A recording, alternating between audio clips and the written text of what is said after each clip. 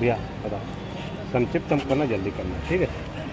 हाँ, भैया क्या मांगे हैं और लगातार आप संबोधन कर रहे थे, क्या कुछ बातें उसके बारे में बताइए।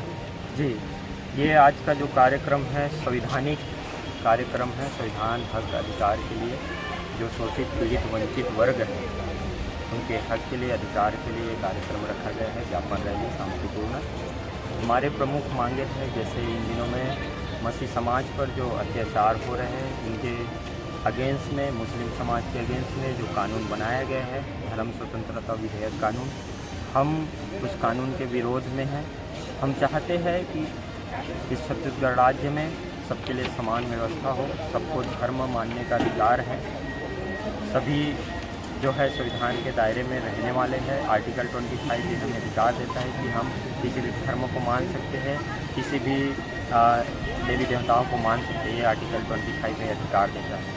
और हमारे और भी मांगे हैं, जैसे जातिगत जनगणना होना चाहिए, यूजीसी कानून लागू होना चाहिए, अल्पसंख्यक पर अत्याचार बंद होना चाहिए। क्योंकि हम देखते हैं बहुत सारे हमारे अल्पसंख्यक भाई हैं, मुस्लिम हैं, ईसाई हैं, इन लोगों पर अत्याचार करते हैं, धर्मगत जातिगत भेदभाव करते हैं। ST, OBC वर्ग पर भी जातिगत भेदभाव करके ये उनको संवैधानिक अधिकारों का हनन किया जाता है। यूजीसी कानून हमें अधिकार देता है कि हम शिक्षण संस्थान में पढ़ते हैं तो वहाँ पे हमारे साथ जातिगत भेदभाव ना हो, इसलिए हम यूजीसी के समर्थन करते हैं। यूजीसी कानून पुरजोर तरीके से लागू होना चाहिए। और EVM मशीन, हम देखते हैं कि पढ़े लिखे देश, बड़े बड़े विकसित देश जो है EVM के विरोधी हैं, वो बैलेट पेपर पर चुनाव लड़ाते हैं, लेकिन हमारे देश अभी भी बैलेट EVM पर अभी भी बने हुए हैं। इससे साफ जाहिर है कि कहीं ना कहीं ये EVM के द्वारा ही सत्ता पर बने रहना चाहते हैं। तो हम चाहते हैं कि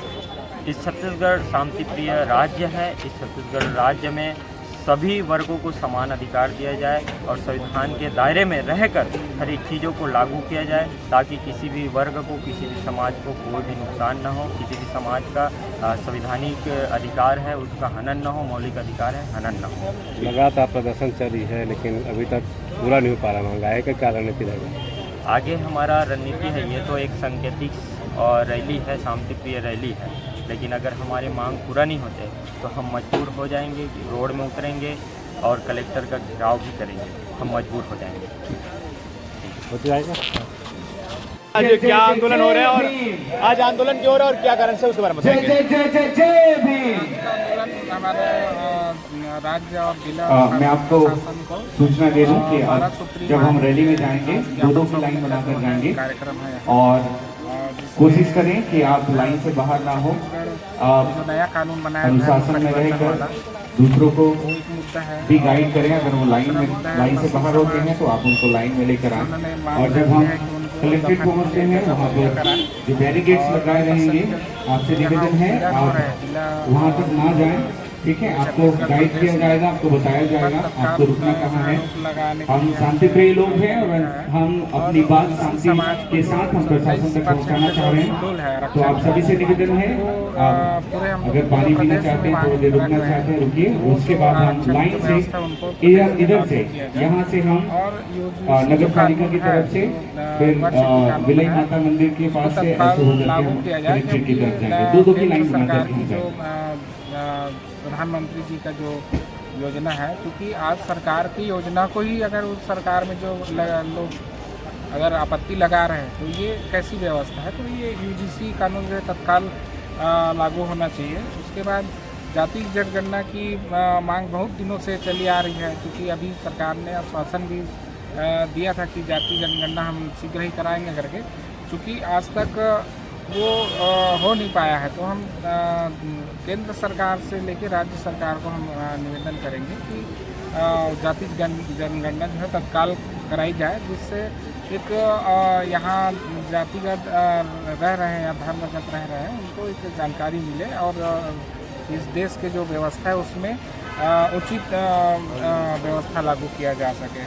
उसके बाद EVM जो है, जिस तरह से ये विश्व का सबसे लोकतांत्रिक देश है भारत, और लोकतंत्र में जिस तरह से आवाज़ें उठ रही हैं EVM मशीन के खिलाफ, क्योंकि जिस देश से EVM मशीन भारत खरीदती है, भारत निर्वाचन आयोग खरीदती है, उस देश में उस ईवीएम मशीन का उपयोग नहीं होता है, क्योंकि उस ईवीएम मशीन में उनको विश्वास नहीं है।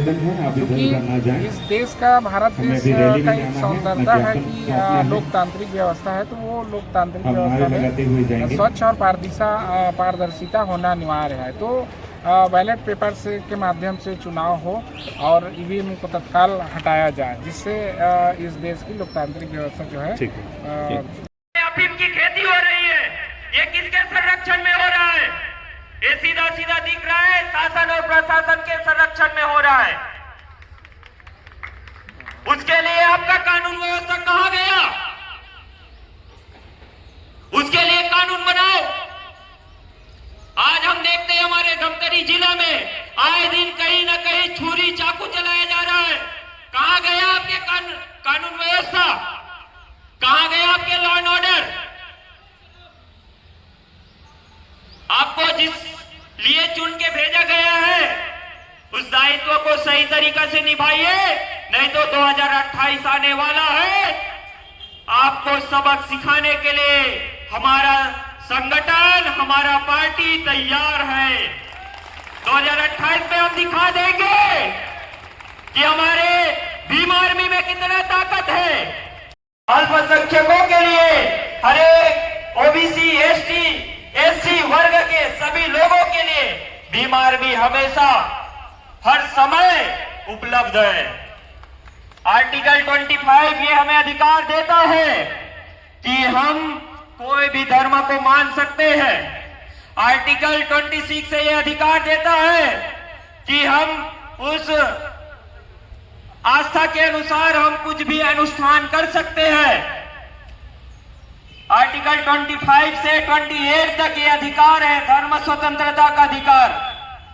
हम चाहे कोई भी वर्ग से हो, हम चाहे कोई भी समाज से हो, हमारा आस्था जिस पर भी होगा हम उसके हिसाब से आराधना करेंगे, पूजा करेंगे, पाठ करेंगे। ये हमारा ये संविधान हमें अधिकार देता है। ये संविधान ये हमारे देश का चलाने का किताब है, और यही किताब है जो हमारे ये पूरे देश इसी किताब से चलता है कि वो लोग अपने अधिकार के लिए बाहर नहीं निकल पा रहे हैं। लेकिन आज यहाँ जो संख्या दिख रहा है, इससे ये साबित होता है कि आप अपने अधिकार के लिए लड़ना सीख गए हैं।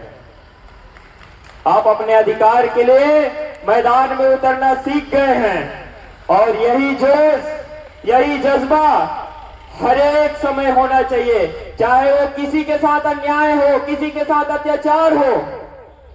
एसटी, एससी, ओबीसी, माइनॉरिटी, किसी भी वर्ग के साथ अत्याचार हो,